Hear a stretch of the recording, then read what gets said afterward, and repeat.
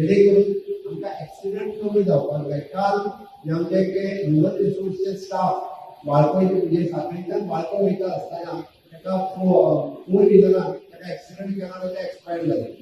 म्हणजे लेडीजान आमी private sector आनी ह्युमन रिसोर्स कॉर्पोरेशन ह्या दोगांक आमी कन्सेशनूय दिवपाचें आसा. आमी विचार करता ते पयशे ते लोक तुमच्या बरोबर येतले.